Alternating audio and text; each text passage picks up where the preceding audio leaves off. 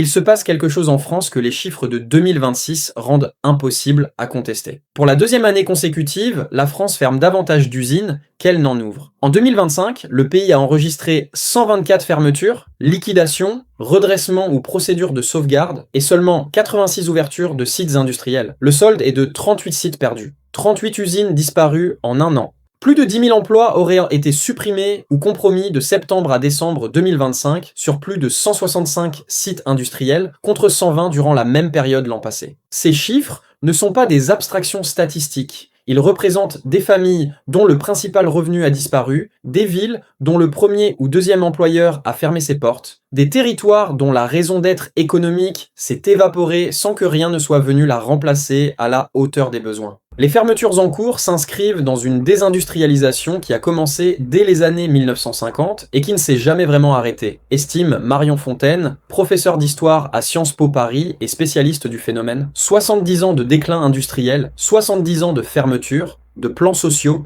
de reconversions insuffisantes, de promesses non tenues. Les Pays de Loire et le Nord ont été les plus touchés par les pertes d'usines en 2025, devant l'Île-de-France et la Bourgogne-Franche-Comté. Ces régions abritent des villes dont la désindustrialisation a produit des effets durables et documentés sur leur tissu économique, social et humain, effets que nous allons examiner dans cette vidéo. L'impact des fermetures d'usines sur les régions avoisinantes ne fait aucun doute. Ça a été un processus très dur pour les territoires touchés. Aujourd'hui, ce sont des départements où l'extrême droite française prospère, note la spécialiste. Cette corrélation entre désindustrialisation et rejet politique n'est pas un hasard, elle est la conséquence documentée d'un abandon économique ressenti, d'une promesse de modernité et de progrès qui ne s'est pas matérialisée dans des territoires laissés pour compte. Abonnez-vous maintenant à cette chaîne, chaque semaine des analyses précises et documentées sur les réalités économiques françaises que peu de médias présentent avec les chiffres qu'elles méritent. En 10e position, une ville du Morbihan dont la filature de lin vient de fermer ses portes, s'inscrivant dans une longue série de fermetures qui illustrent l'agonie du secteur textile français en 2025-2026. C'est Béthune. Les filatures de lin Safiline ont fermé à Béthune en 2025, s'inscrivant dans une série de fermetures qui illustrent l'effondrement du secteur textile français. Béthune est une ville du Pas-de-Calais dont l'histoire industrielle est profondément liée au textile, une industrie qui a fait vivre des générations de familles dans cette région du Nord, et dont le déclin progressif depuis les années 1980 a laissé des traces profondes dans le tissu économique et social de la ville. La fermeture de Safiline n'est pas un événement isolé, c'est le dernier épisode d'une longue série de fermetures qui ont progressivement vidé Béthune de sa substance industrielle. Le secteur du textile s'enfonce dans la crise, les rares sites de production restant en France sont en grande difficulté. Cette réalité, exprimée avec une sobriété administrative qui ne rend pas justice à la brutalité humaine des fermetures, dit tout de l'état du textile français en 2026. Une industrie qui était l'un des piliers de l'économie du nord de la France depuis la révolution industrielle et qui, décennie après décennie, a vu ses usines fermer les unes après les autres sous l'effet de la concurrence internationale, de la montée en puissance des industries asiatiques et de politiques économiques qui n'ont pas su protéger ce secteur à temps.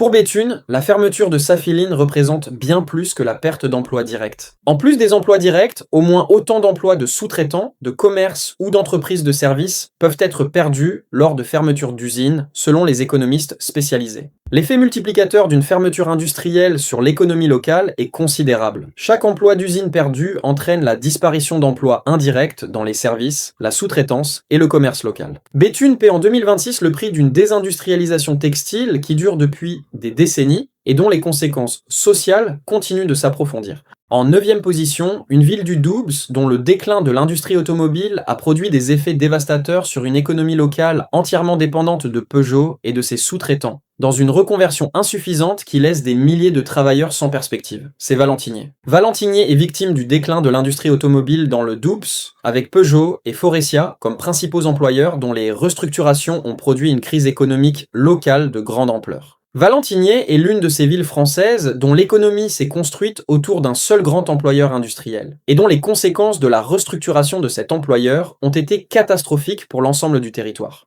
La dépendance à Peugeot, dont le site de Sochaux est à quelques kilomètres, a transformé Valentinier en ville satellite industrielle dont la vitalité économique est directement corrélée aux décisions de production d'un groupe automobile soumis à des pressions mondiales qui dépassent largement les frontières locales. Les équipementiers automobiles subissent une pression inédite, la transition électrique accélère les restructurations. Les sous-traitants de rang 2 et 3 n'ont plus les moyens de suivre les nouvelles normes. Leur carnet de commandes fonde depuis l'automne. Valentigney, dont l'économie locale est peuplée de sous-traitants automobiles de tout rang, est directement touchée par cette dynamique. La transition vers le véhicule électrique, qui modifie radicalement la chaîne de valeur de l'industrie automobile, remet en question la pertinence de nombreuses compétences industrielles locales qui étaient adaptées à la motorisation thermique, mais pas nécessairement à l'électrification des véhicules. La reconversion économique de Valentigney est insuffisante. Le territoire n'a pas réussi à attirer des activités économiques nouvelles capables de remplacer à l'identique les emplois industriels perdus. Pour les générations plus jeunes, il y a peu d'aide, et ça devient très difficile de trouver du travail sur le territoire, note l'historienne Marion Fontaine. Des jeunes qui ont grandi dans un territoire industriel et qui se retrouvent dans un marché local du travail qui ne leur offre pas les perspectives que leurs parents avaient eues. Une rupture générationnelle du contrat économique qui est l'une des conséquences les plus douloureuses et les moins visibles de la désindustrialisation.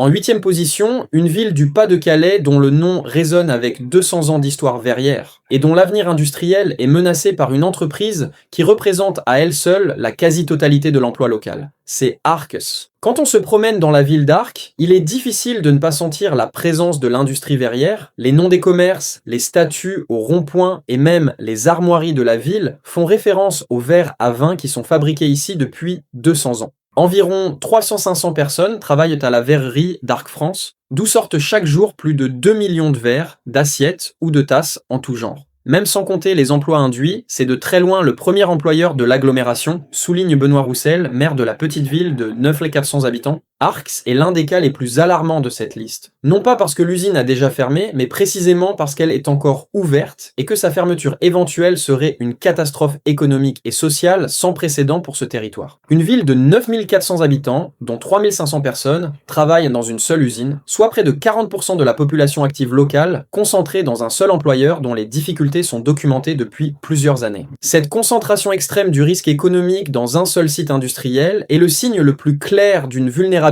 structurelle que les responsables locaux ont identifiée depuis longtemps sans trouver comment la réduire suffisamment. Si l'usine ferme un jour, Arques sera une zone sinistrée, prévoit Frédéric Speck, représentant syndical de la verrerie d'Arc France. Cette prémonition, formulée non pas par un opposant politique, mais par quelqu'un qui connaît de l'intérieur la réalité économique de l'entreprise et du territoire, dit tout de l'angoisse qui traverse cette ville. Une angoisse qui est aussi une réalité documentée. Les difficultés d'Arc France sont régulièrement évoquées dans la presse économique spécialisée et les travailleurs de l'usine savent que leur entreprise évolue dans un environnement concurrentiel mondial difficile. En 7e position, une ville iséroise dont la fermeture de l'usine Teisser, sirop emblématique français, symbolise la disparition accélérée de l'industrie agroalimentaire française sous la pression des coûts de l'énergie et de la concurrence internationale. Direction Crolles. La fermeture de l'usine de sirop Teisser à Crolles, en Isère, est l'un des symboles forts de la vague de désindustrialisation de 2025, une marque connue de tous les Français, dont la production a pris fin dans une usine dont le nom était synonyme d'ancrage territorial depuis des générations. Crolles est une ville de l'agglomération grenobloise dont la situation industrielle présente des paradoxes frappants. Une commune dont une partie du territoire accueille des industries de haute technologie, notamment dans les semi-conducteurs, et dont une autre partie a perdu des emplois industriels emblématiques liés à des secteurs plus traditionnels. La fermeture de Teisser à Crolles illustre un phénomène qui touche de nombreuses villes françaises en 2025-2026.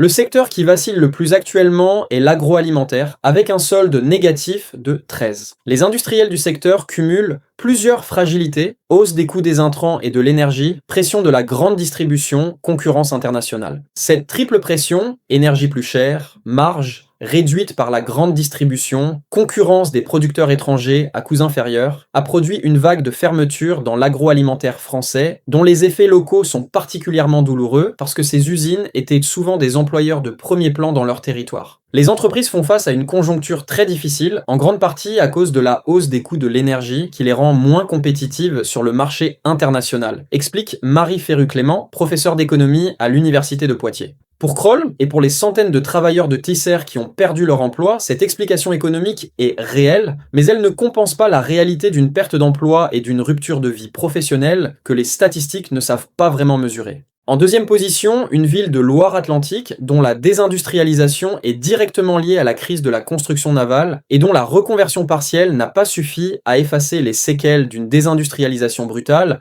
qui a frappé en une seule vague dans les années 1980. C'est Saint-Nazaire. Saint-Nazaire est une ville dont l'histoire industrielle est l'une des plus glorieuses et des plus douloureuses de France. Glorieuse parce que les chantiers navals de Saint-Nazaire ont construit certains des plus grands paquebots du monde, ont été le symbole du savoir-faire industriel français, ont forgé une identité ouvrière d'une fierté et d'une cohérence remarquables. Douloureuse parce que la crise des chantiers navals dans les années 1980 a produit un choc économique dont les effets ont été catastrophiques pour une ville dont l'économie était construite presque entièrement autour de cette industrie. Les Pays de Loire ont été l'une des régions les plus touchées par les pertes d'usines en 2025. Et Saint-Nazaire illustre les fragilités persistantes d'une économie régionale qui reste exposée aux chocs industriels. Les chantiers de l'Atlantique ont survécu, transformés, restructurés, rachetés, mais toujours présents, et constituent encore aujourd'hui le plus grand employeur industriel direct de la ville. Mais cette dépendance à un seul grand employeur, même en amélioration, reste une vulnérabilité structurelle dans une ville dont la reconversion vers d'autres secteurs industriels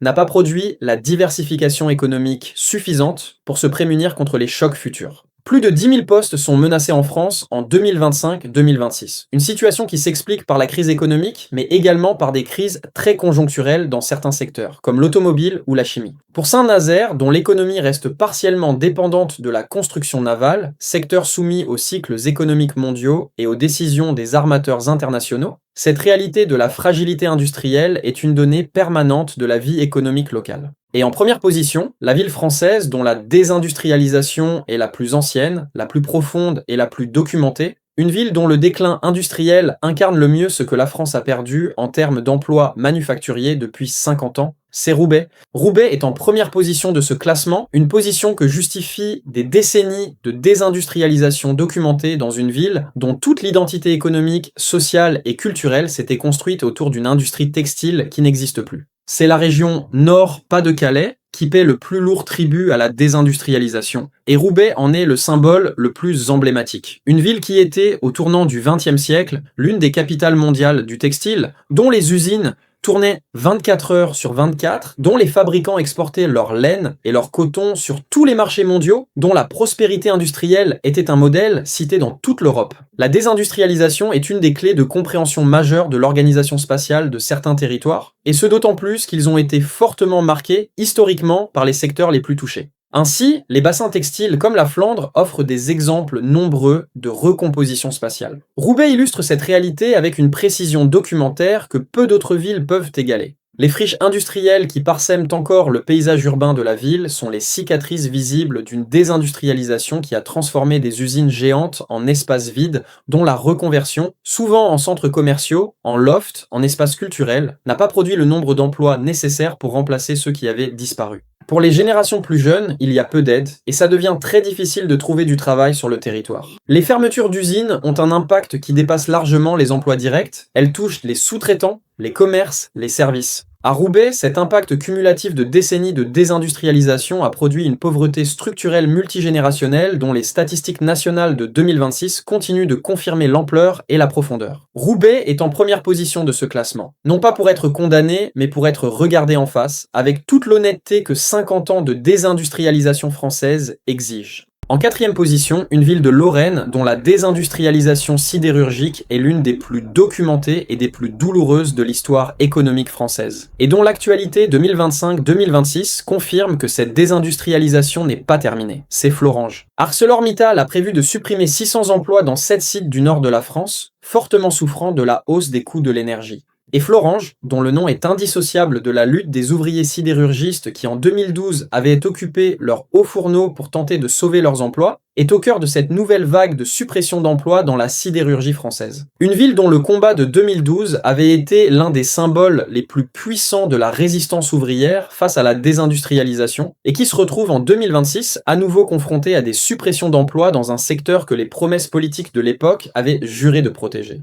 La situation de Florange dit quelque chose d'essentiel sur la nature de la désindustrialisation française. Ce n'est pas un phénomène qui se résout avec des promesses politiques, des lois de nationalisation ou des annonces de plans industriels. C'est un processus structurel, mondial, qui obéit à des logiques économiques que les gouvernements nationaux ne maîtrisent pas complètement et que les travailleurs locaux subissent avec une constance et une dureté que les statistiques nationales ne capturent pas vraiment. La hausse des coûts de l'énergie rend les entreprises françaises moins compétitives sur le marché international et dans la sidérurgie, secteur particulièrement énergivore, cette réalité est d'une brutalité immédiate. Quand l'électricité coûte 2 fois plus cher en France qu'en Allemagne ou aux États-Unis, produire de l'acier en Lorraine devient une équation économique de moins en moins viable, avec des conséquences directes sur les emplois de travailleurs dont le savoir-faire et l'engagement ne peuvent pas compenser un différentiel de coûts que personne dans l'entreprise ne leur demande de résoudre. En troisième position, une ville du Nord dont l'industrie verrière centenaire est en train de disparaître sous nos yeux, dans un territoire dont la désindustrialisation est parmi les plus profondes et les plus documentées de France. Direction Armentières. Armentières est une ville de la métropole lilloise dont l'histoire industrielle est indissociable du textile. Les dentelles et les toiles de lin qui ont fait la réputation de cette ville depuis des siècles et dont la disparition progressive a laissé un tissu économique profondément fragilisé. Mais la désindustrialisation d'Armentières ne se limite pas au textile historique. Elle touche également des secteurs plus récents qui avaient été attirés dans la ville au moment de la reconversion économique de la région Nord, et qui subissent à leur tour les effets de la crise industrielle française de 2025-2026. C'est la région Nord-Pas-de-Calais qui paie le plus lourd tribut à la désindustrialisation, avec 13 villes dans le top 30 des villes françaises les plus touchées. Armentières s'inscrit dans cette réalité régionale d'une façon particulièrement représentative, une ville dont le déclin industriel s'est étendu sur plusieurs décennies, qui a connu des vagues successives de fermetures dans différents secteurs, et dont la capacité à attirer de nouveaux investissements industriels est limitée par une image de territoire sinistré qui décourage les implantations nouvelles. Les bassins textiles comme la Flandre offrent des exemples nombreux de recomposition spatiale ou de reconversion fonctionnelle avec des trajectoires paysagères différentes dans chaque cas particulier. Armentières illustre cette variété de trajectoires. Une reconversion partielle qui a permis de maintenir une activité économique résiduelle, mais pas de retrouver le niveau d'emploi et de vitalité économique d'avant la désindustrialisation. Une ville qui survit, mais qui n'a pas encore trouvé le modèle économique qui lui permettrait de prospérer à nouveau. En 6e position, une ville de Vendée dont la fermeture programmée de l'usine Michelin d'ici fin 2026 va supprimer des centaines d'emplois dans une ville dont l'entreprise aux pneumatiques était l'un des piliers économiques historiques. C'est Cholet. On arrive à la moitié de ce classement. Si cette vidéo vous dit des choses que vous cherchiez à comprendre sur la réalité industrielle française, c'est le moment de vous abonner à cette chaîne. Un abonnement et un like permettent à cette chaîne de continuer ce travail. Faites-le maintenant et continuons. Michelin ferme ses usines de Vannes et Cholet d'ici fin 2026. 1254 postes disparaissent, alors que le groupe affiche des résultats financiers solides. La délocalisation l'emporte sur l'ancrage local. Cette formulation, la délocalisation l'emporte sur l'ancrage local, est l'une des plus honnêtes et des plus brutales pour décrire ce qui se passe dans des villes comme Cholet,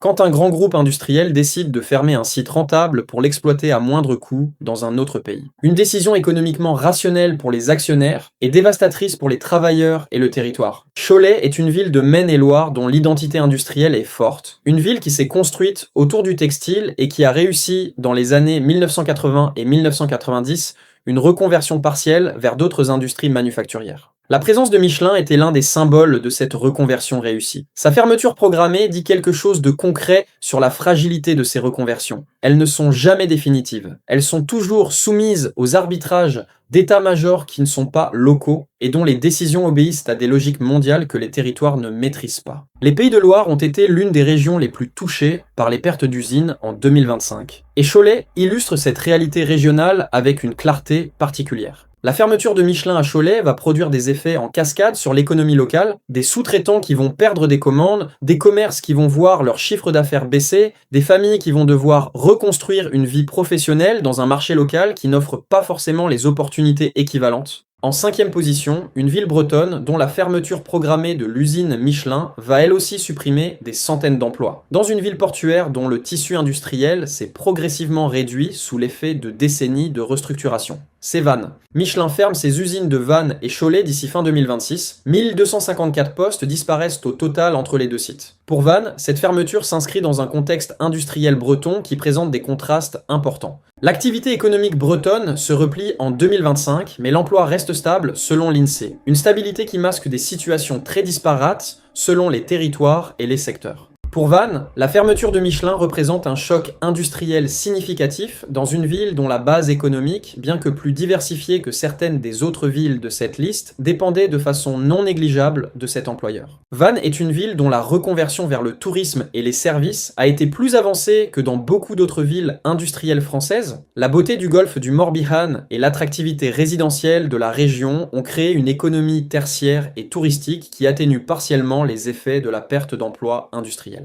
Mais cette atténuation a des limites. Les emplois touristiques sont souvent saisonniers et moins bien rémunérés que les emplois industriels qu'ils remplacent. Et la reconversion professionnelle d'un ouvrier de pneumatique vers les services n'est pas automatique ni sans coût humain considérable. La délocalisation l'emporte sur l'ancrage local, une décision prise par un groupe qui affiche des résultats financiers solides. C'est précisément cette dimension qui rend les fermetures d'usines, comme celle de Michelin à Vannes, particulièrement difficiles à accepter pour les travailleurs et les élus locaux.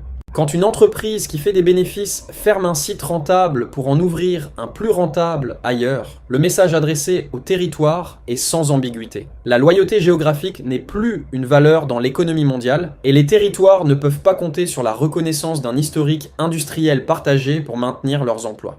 Ces 10 villes nous disent en quelque chose d'essentiel sur la France industrielle de 2026. Une France qui a perdu 1,9 million d'emplois industriels entre 1978 et 2003, qui continue de fermer plus d'usines qu'elle n'en ouvre pour la deuxième année consécutive et dont les territoires les plus touchés portent des blessures économiques et sociales dont la profondeur dépasse largement ce que les politiques publiques successives ont réussi à traiter. La réindustrialisation pourtant si vantée par les pouvoirs publics s'est clairement arrêtée. La tendance est très claire, on ferme plus d'usines qu'on en ouvre, résume le directeur de la rédaction de l'usine Nouvelle. Ces mots, formulés par un observateur de référence de l'industrie française, résument avec une brutalité documentée l'échec d'une politique industrielle qui avait promis le renouveau et qui livre en 2026 des chiffres qui disent l'exact opposé. Si cette vidéo vous a apporté des informations concrètes sur des réalités que vous cherchiez, likez-la, partagez-la, abonnez-vous à cette chaîne. Dites-nous en commentaire, vous travaillez ou avez travaillé dans l'industrie? Vous avez vécu une fermeture d'usine? Racontez-nous.